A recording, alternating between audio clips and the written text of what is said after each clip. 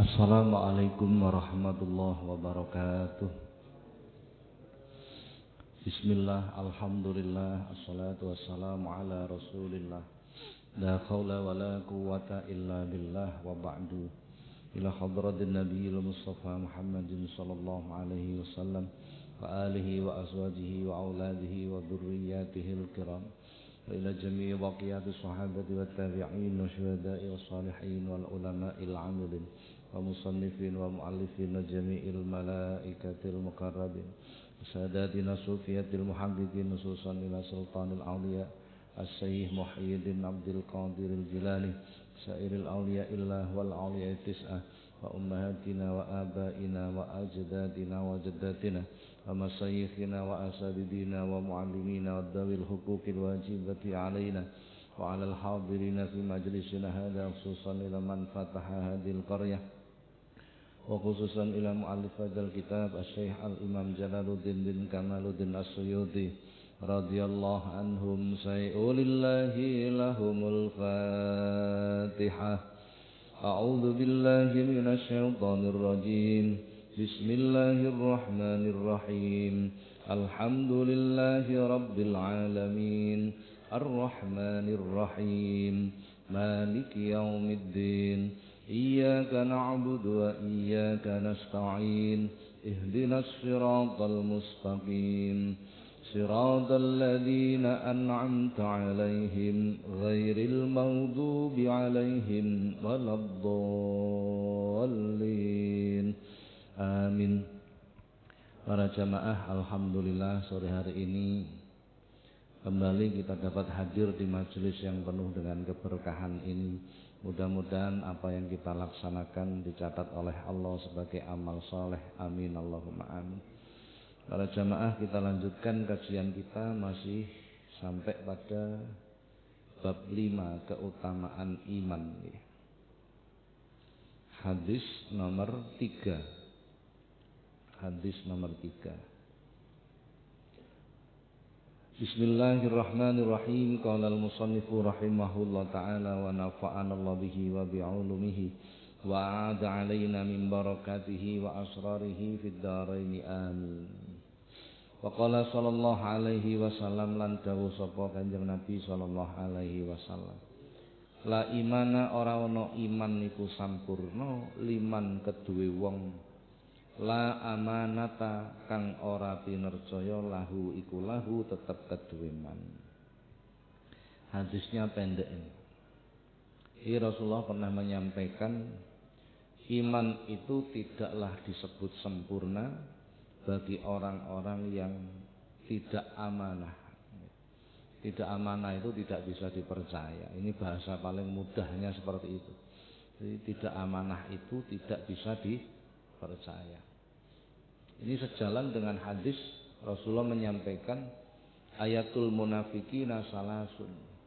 Tanda orang munafik itu ada 3. Lah orang munafik itu berarti kan imannya tidak sempurna. Yang pertama adalah idza hadasa kadzaba. Bila berbicara dia berdusta, senengane ngapusi, bohong. Ini tandanya wong munafik, berarti imannya bermasalah. Tanda yang kedua wa idza wa'adda akhlafa. Nek janji suloyo. Ketika berjanji dia ingkar. Janji terus ingkar, janji ingkar. Itu tanda orang munafik. Sing nomor 3 wa idza tu'mina khona. Ketika dia mendapatkan amanah maka dia berkhianat. Khona itu berkhianat terhadap amanat yang diembannya. Dalam Al-Quran surah Al-Anfal Allah subhanahu wa ta'ala berfirman, ya ayyuhalladzina amanu la tahunullaha wa rasulah wa tahunu amanatikum wa antum ta'lamun. Wahai orang-orang yang beriman, janganlah kamu mengkhianati Allah dan Rasulnya. Khona, khianat. Jadi kita itu dilarang mengkhianati Allah dan Rasulnya. Mengkhianati Allah ya berarti amanat Allah yang dititipkan kepada kita ini tidak kita lakukan dengan baik. Wa rasulah, serta mengkhianati Rasulullah. Mengkhianati Rasulullah itu berarti kita tidak mengakui Rasulullah, tidak mengakui apa-apa yang disampaikan oleh Rasulullah dan lain sebagainya. Wa takunu amanatikum wa antum ta'lamun, dan janganlah mengkhianati amanat kalian padahal kalian mengetahui. Jadi orang-orang Islam itu memang sebenarnya bisa dipercaya, harusnya bisa dipercaya. Nah, boleh. Jadi para jamaah, kita persempit kajiannya tentang amanah. Amanah itu begini, umpami panjenengan dititipi wonge arep lunga 2 wulan, terus dititipi kunci omah, titip omah, diresiki omahe lan sak piturutane. Amanah namanya. Ketika yang diserai amanah itu tidak menerima, maka amanah ini menjadi batal. Jadi amanat itu tidak bisa, tak amanat wis sembuh aturan. Aku moh. Kalau menolak berarti sudah batal. Jadi amanah ini tidak akan bisa sampai. Jadi amanah itu ada kesepakatan antar kedua pihak. Kalau tidak ada kesepakatan, maka amanat ini tidak bisa, tidak dihukumi sebagai amanah. Yang kedua, menjaga amanah itu sesuai dengan apa yang disepakati. Kok dikongkon jogo omah karo ngresiki omah, ya sudah, jogo omah ngresiki omah, tidak boleh melakukan hal selain itu, begitu. Jogo omah ngresiki omah, lah kok nang omah ana gedang dipangan gedange, itu tidak boleh. Itu keluar dari amanah namanya. Nah, ini yang banyak orang kurang paham di sini. Banyak. Jadi menjalankan amanah itu ya seperti apa yang diamanahkan. Kalau keluar dari itu, maka dia dikategorikan orang yang berkhianat, tidak amanah. Saya berikan gambaran. Ini yang polemik yang sering terjadi. Kapan hari kami mengumpulkan beberapa pengurus mushola masjid untuk diskusi bersama. Salah satu masalah itu memang ini, umpama masjid gawe acara PHBI, umpama acaranya halal bihalal, terus bikin proposal halal bihalal tahun 2024, contohnya begitu. Wis direng-reng RAB-nya, kebutuhan dananya anggaplah 30 juta. Ketika proposal ini diedarkan, ternyata dapat duit 50 juta. Dapat duit 50 juta. Kemudian dibuat acara halal bihalal, susuk 20 juta. Susuk 20 juta ini karena akadnya untuk halal bihalal tahun 2024, maka tidak boleh digunakan selain itu. Tidak boleh itu namanya tidak amanah. Abot ini. Ini wis padha digawe halal bihalal tahun ngarep, tidak boleh. Karena di proposal tertulis keperluannya halal bihalal tahun 2024. Apa meneh kok digawe acara liya. Oh, tambah tidak boleh lagi. Itu namanya menjalankan amanah.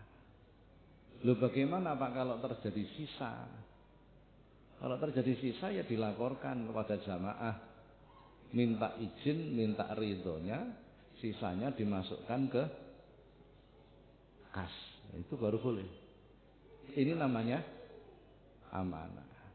Makanya kami memberi saran nek gawe proposal sing umum wae. Aja khusus. dalam rangka memakmurkan masjid syiar agama Islam, kami mengadakan beraneka ragam acara, salah satu di antaranya peringatan halal bihalal. Salah satu. Jadi di proposalnya bunyinya seperti itu. Jadi ketika ada sisa boleh digunakan untuk hal, nah ini contoh amanah itu seperti itu. Nah banyak orang itu kemudian gampang, no alas podo urusannya kayak urusan agama. Enggak boleh. Jadi akad itu mempengaruhi. Akad itu sangat mempengaruhi. Urusan nikah akadnya keliru wae gak sah. Berarti ijab qabul itu sangat mempengaruhi, ya, dan lain sebagainya. Ini dari sisi fikih. Kalau dari sisi tasawuf, dari sisi akhlak, wah lebih berat lagi. Kita itu sudah ikrar kepada Allah untuk menerima amanat dari Allah. Kapan itu? Ketika 40 hari ketiga di dalam rahim orang tua kita. Jadi 40 hari yang ketiga, 120 hari. Dalam hadis disebut seperti itu.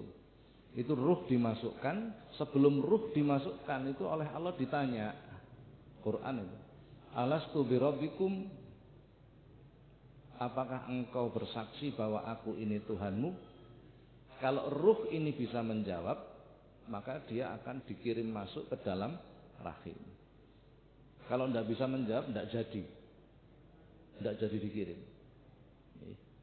Bila ruh ini menjawab, kalau bahasanya Quran, qalu bala syahidna, benar kami bersaksi bahwa engkau adalah Tuhan kami. Semenjak saat itu kita sudah ikrar menerima amanat dari Allah untuk taat dan lain sebagainya lah. Nah, sering kesingatan lah ben gampang dipahami. Semua yang ada pada diri kita itu amanat dari Allah. Bojo yo amanat, anak yo amanat, harta yo amanat, jabatan ya amanat.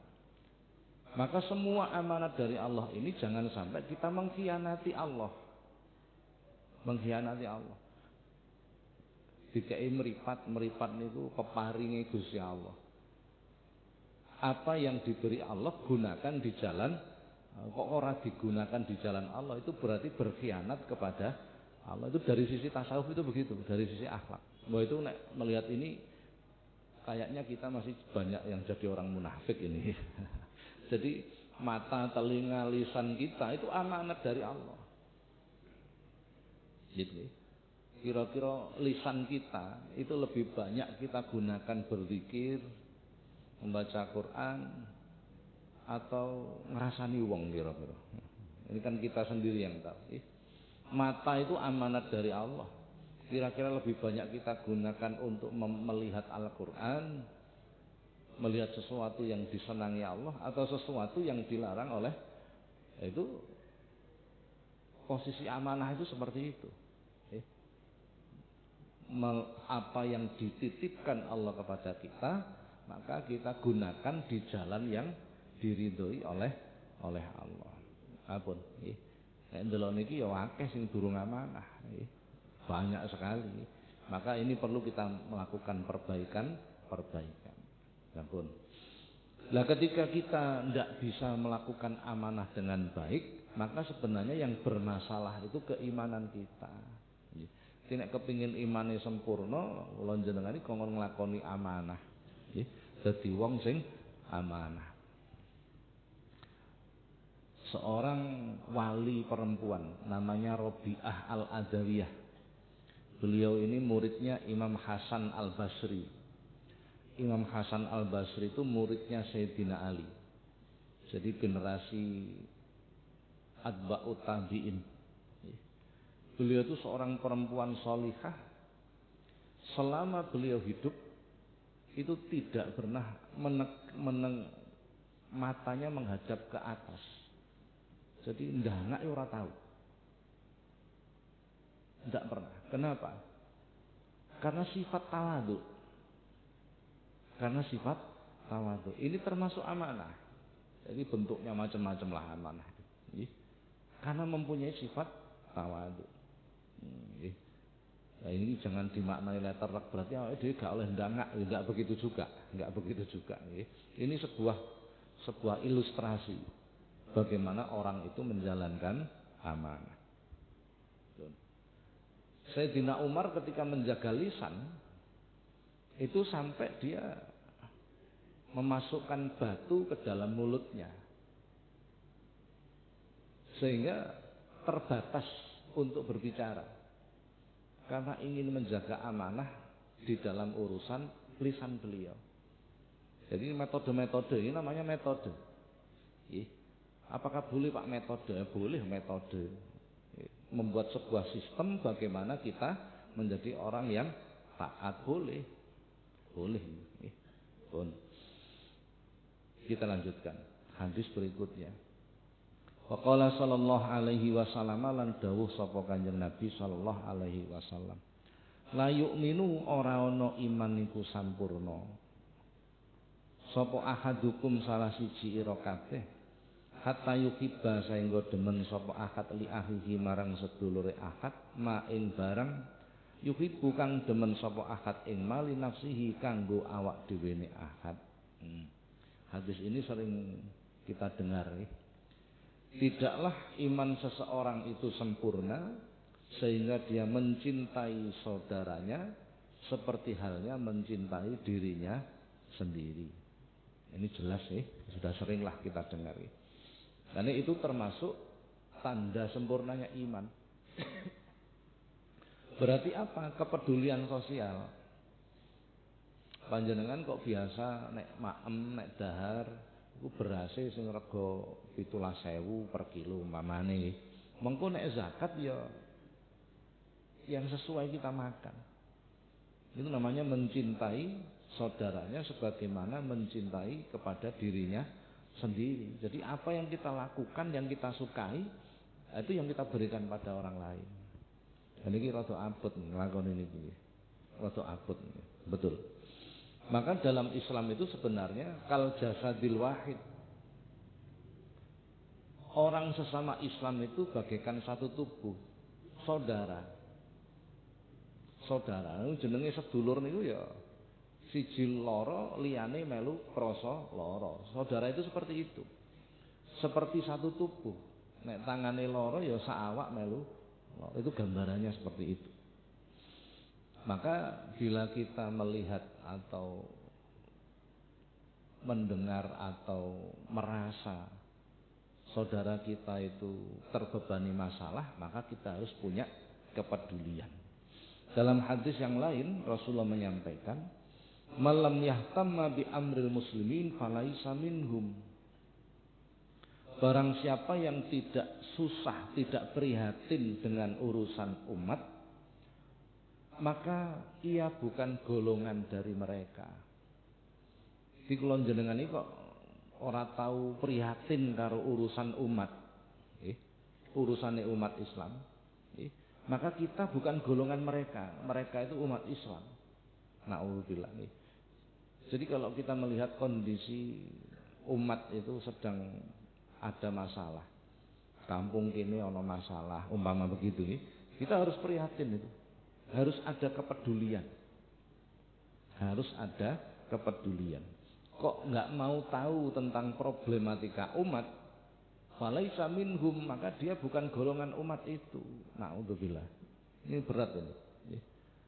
Sementara seiring berjalannya waktu, masyarakat kita itu yang terbangun sifat egois. Gitu. Nggak mau tahu orang lain, yang penting aku wis nglakoni kebagusan, sementing aku iki ngaji, salat, wiridan, poso ya wis wong wis urusane dhewe. Lah. Itu kata Rasulullah, falaisa minhum, kita itu bukan golongan umat itu berarti. Karena tidak punya kepekaan sosial. Jadi ibadah yang gede ganjaran itu justru ibadah sosial. Itu yang besar pahalanya. Amat sangat besar, kepedulian itu. Hadis yang lain, Rasulullah menyampaikan, salasun man kunna fihi hasabahullahu fi sabayasira wa adkhalahul jannah. Ada 3 perbuatan yang menjadikan kita dihisab oleh Allah dengan hisab yang mudah. Wa adkhalahul jannah, serta akan dimasukkan ke surga. Jadi ketika kita nanti dikumpulkan di mahsyar, antri untuk dihisab. Dihisab itu dihitung. Apike sepiro, eleke sepiro, itu namanya dihisab. Selama kita hidup itu kebaikan dan kejelekan itu ditimbang nanti. Akeh endi. Ternyata di situ ada golongan yang hisabai yasiro, hisabe gampang. Dihisab tetap dihisab, tapi mudah. Artinya mudah itu begini, dipercepat hisabnya. Jadi gak suwi-suwi. Begitu maju ditakoni karo malaikat, satu persatu mulai kita balik, perbuatan kita itu diungkap satu-satu, dipertanyakan satu-satu. Lama sekali prosesnya sampai kita meninggal.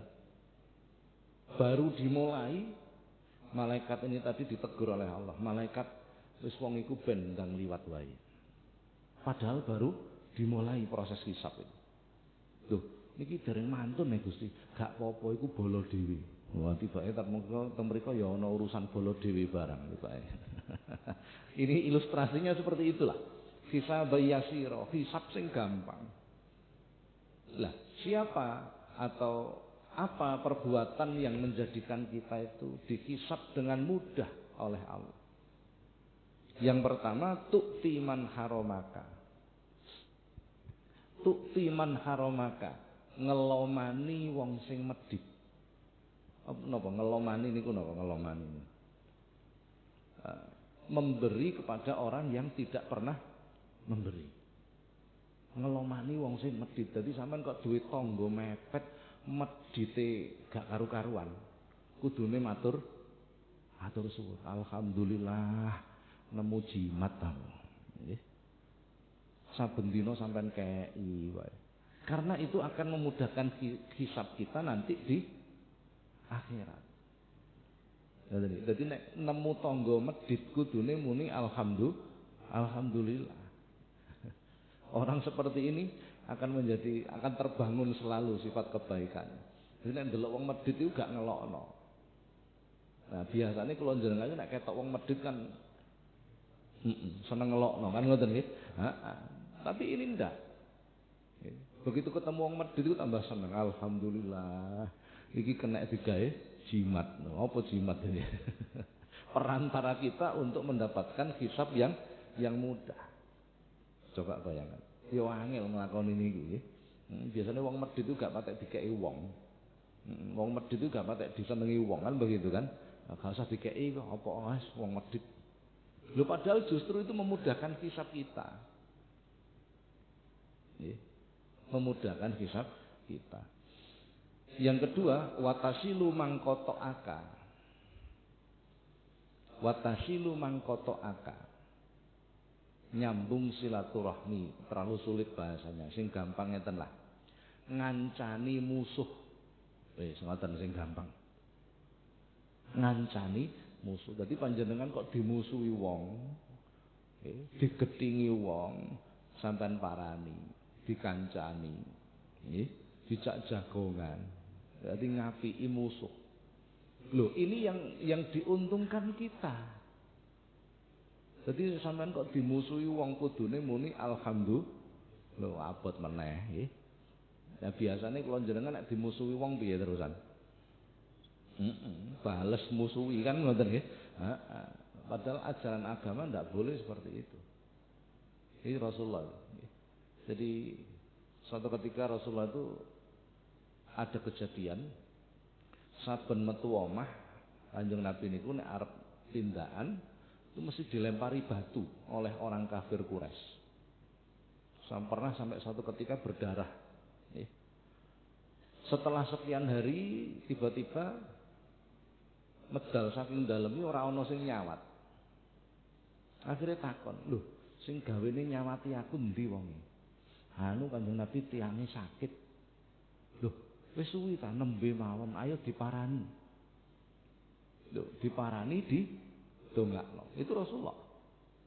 Sementara kula jenengan nek dieleki wong, begitu wong niku terus lara, kira-kira piye? Ya ngono iku oleh-oleh. Kan begitu kan? Ya ngono iku oleh-oleh. Wong kene gak lapo-lapo kok disalahi. Kapok lah. Coba bayangkan. Jadi akhlak seperti ini mulai hilang sudah. Padahal itu ajaran Rasulullah. Coba.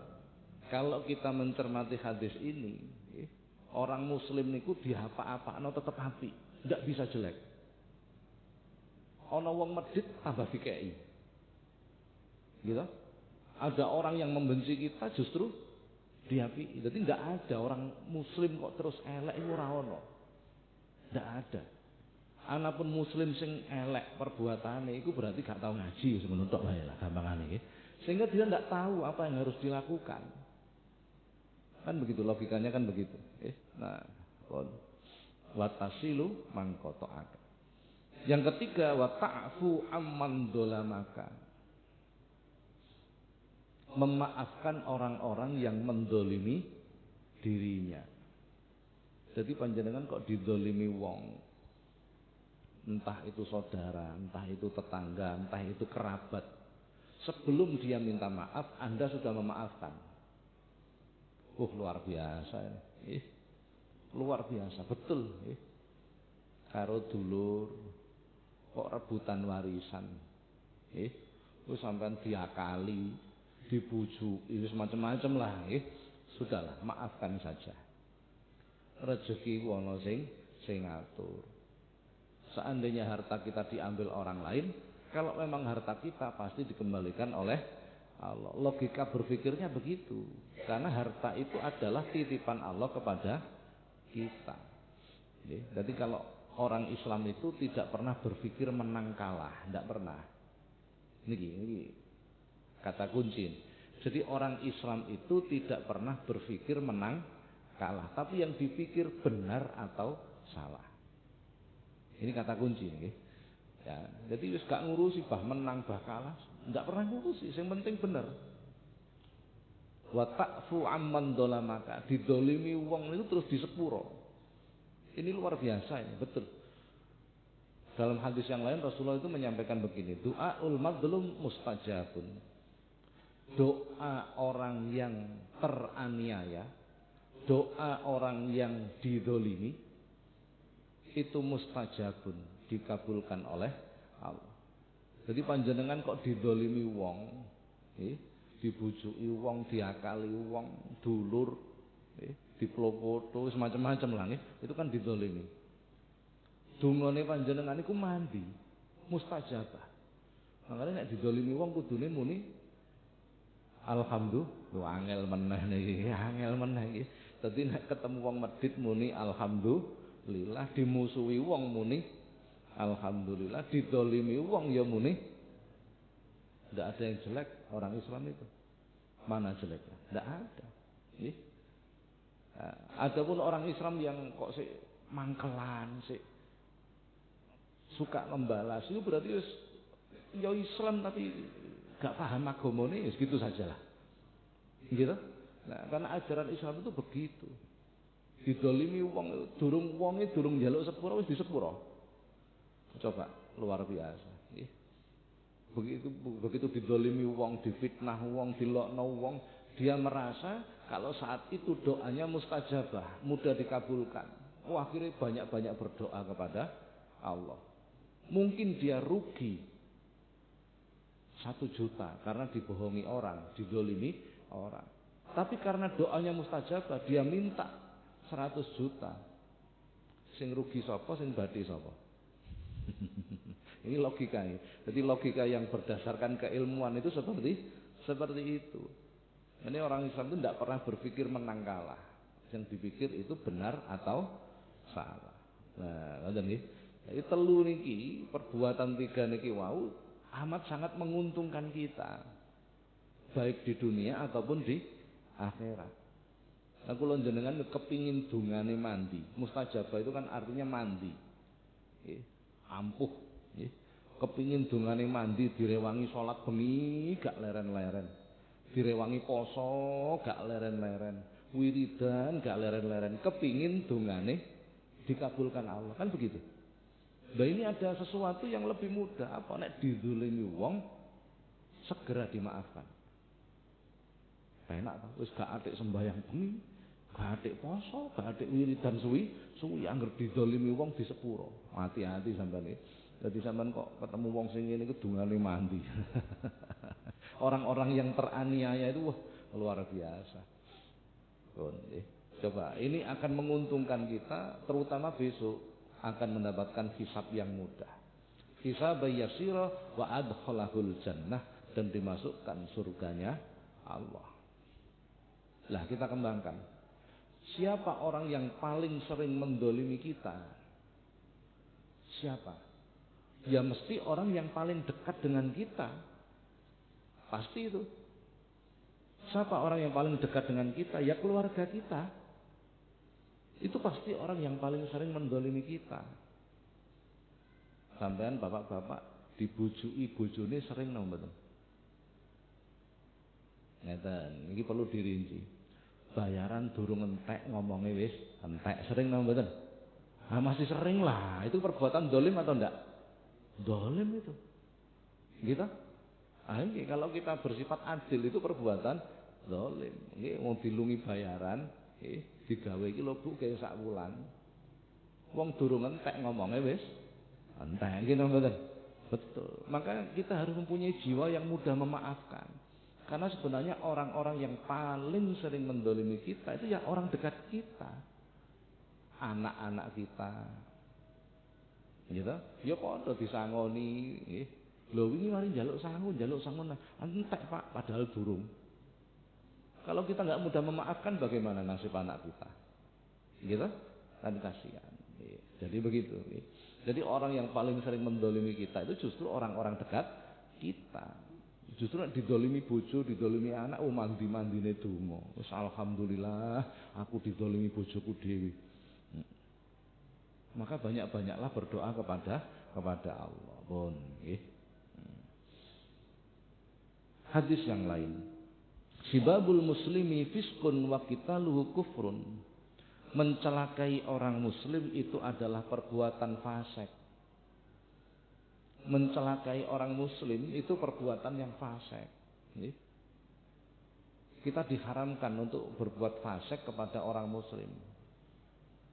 Mbujuki kanca, memfitnah, menjatuhkan kehormatannya, itu enggak boleh. Sesama muslim itu enggak boleh. Ngelokno wae gak oleh. Ngelokno. Walaupun kita tahu mungkin dia bersalah. Mungkin begitu. Sampeyan duwe tangga gak salat.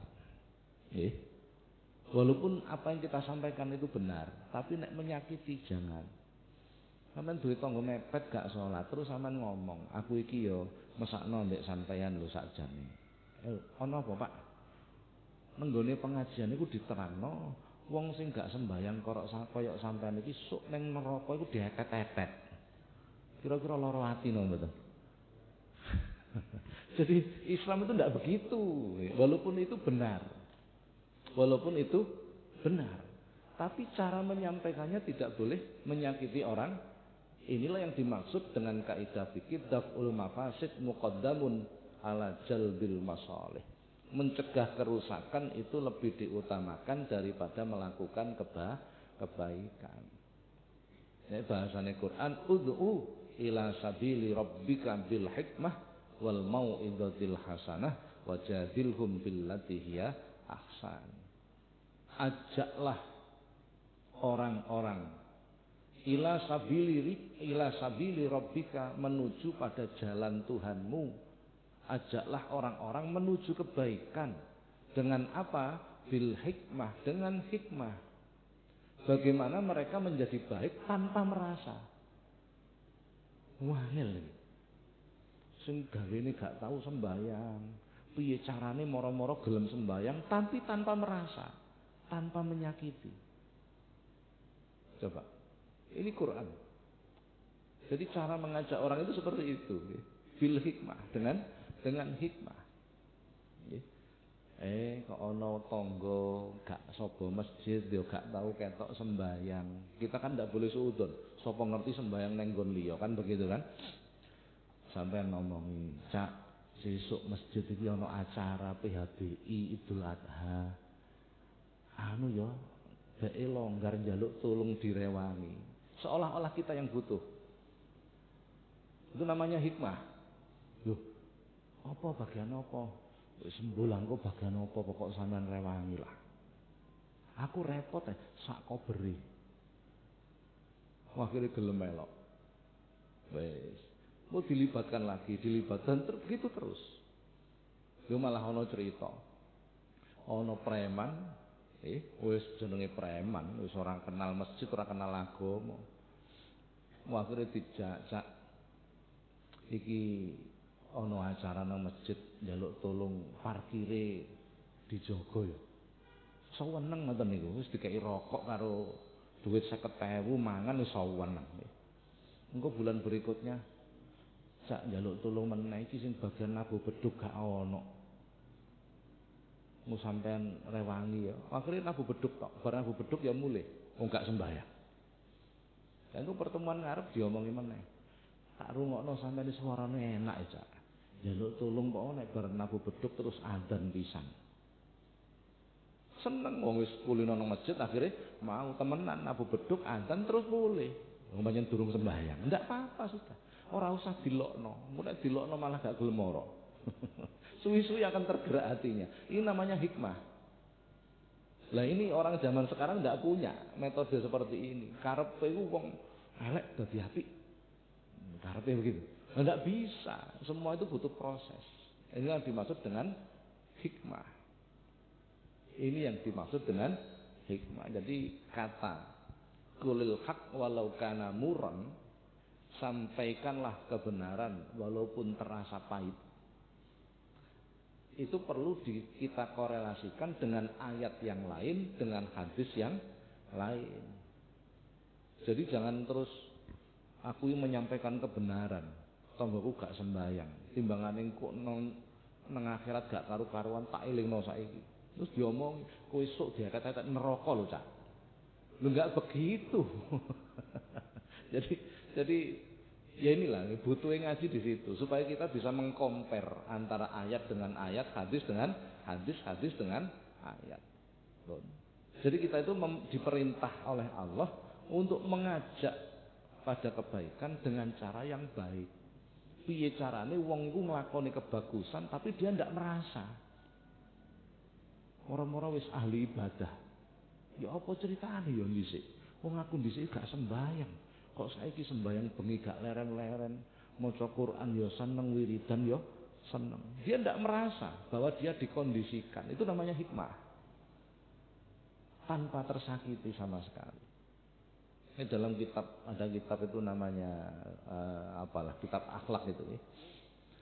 Itu diceritakan ada seorang ulama namanya As-Syaikh Al-Imam Sahal bin Abdullah At-Tustari. Beliau itu tinggal di lereng gunung. Jadi kalau di pegunungan itu kan rumahnya ada yang di bawah, ada yang di atas. Beliau kebetulan di bawah. Di atas rumah beliau itu ada orang Majusi, orang yang nyembah api.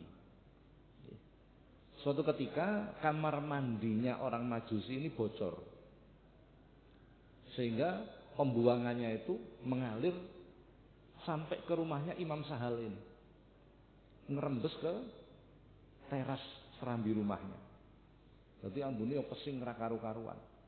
Jadi bendino dipel disucikan tiap hari. Apa yang dilakukan Imam Sahal? Ya begitu. Tanpa komplain. Jadi gak dikomplain.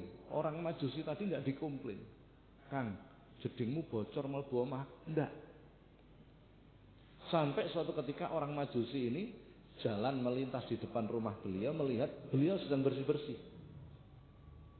Ditakoni karo wong Majusi ini, "Lho, Pak, Mbah, resik-resik napa niki lho? Empere omah kula kok kotor." Diperhatikan oleh orang Majusi ini. Ternyata itu aliran dari kamar mandinya dia. "Lho, niku lak sarep ning jeding kula, Mbah." Duh, kok enggak ngaku. Enggak ngaku. Kenapa? Menutup aib orang lain. Panjenengan kok mboten matur nek saking jeding kula. Mboten napa-napa. Pun mulai kapan ngeten iki? Dereng lami kok nembe 20 tahun. Pinten? Akhirnya wong Majusi niki karena melihat akhlak masuk Islam. Masuk Islam. Kira-kira nek panjenengan talange tangga bocor mlebu omahe jenengan, betah gak ngomong pirang jam kira-kira. Ini yang kita sudah mulai hilang. Akhlak seperti ini yang mulai hilang. Gitu. Nggih wis golek menangi dhewe, rumangsa bener akhirnya terkadang kita melampaui batas karena kita merasa benar sehingga ngelokne wong liya menjatuhkan orang lain, padahal itu perbuatan yang tidak diperbolehkan dalam agama kita. Senajan wong liya wis benar-benar salah, wis nyoto gak sembahyang kan wis nyata kesalahannya iki. Tapi tidak boleh kita terus mengatakan kowe sok dietet-etet nang ora, ndak oleh. Ini kan jujur. Wong sing gak salat iku sok dilebokno neraka wel dietet-etet. Betul itu, hadis itu. Nggih. Aku jujur loh ngomong apa anane. Iya, tapi tidak pada tempatnya. Jadi kalimat jujur itu juga harus sesuai dengan tempatnya. Sampai duwe bojo. Dilalah kersane Gusti Allah, bojone sampean welek. Mosok sampean ape muni, "Dik, aku ndelok sampean weleke kok pol." Mosok ya ngono. Itu kan menyakiti orang lain ya. Nah, menyakiti orang lain. Jadi jujur pun itu dengan cara.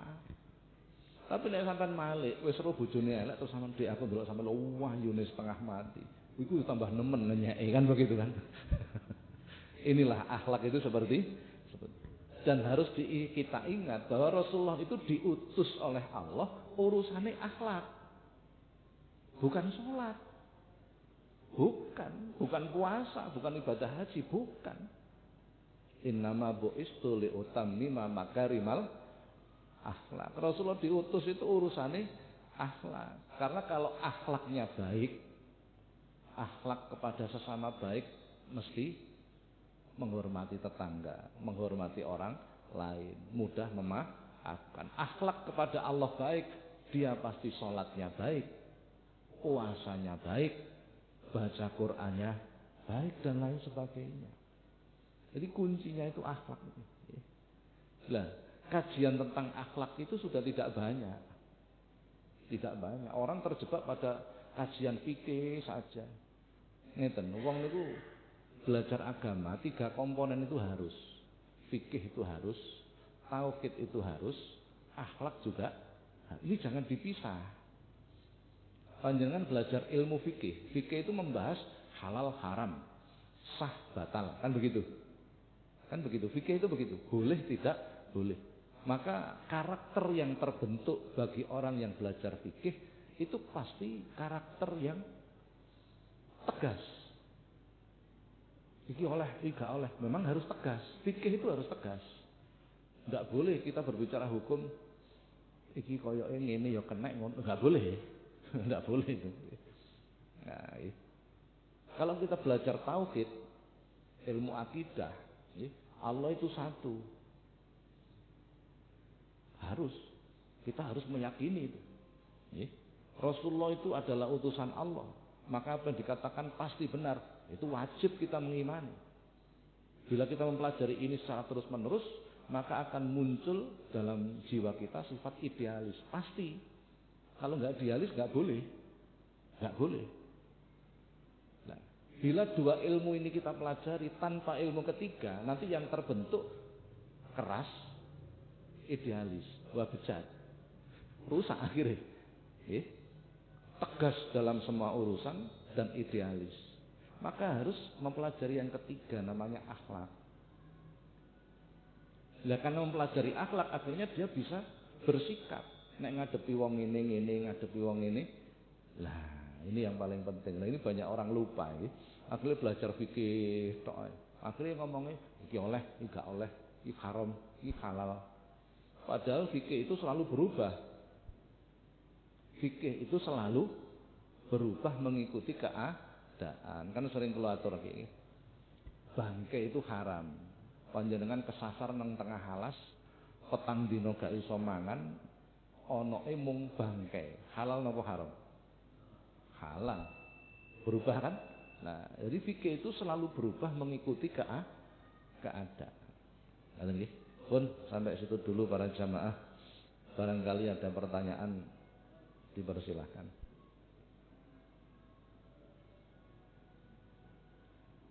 Monggo nek wonten pertanyaan.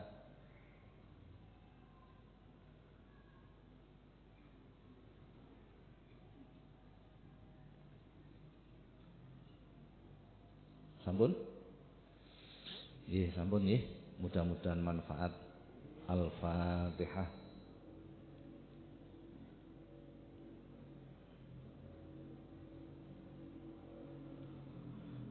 Assalamualaikum warahmatullahi wabarakatuh.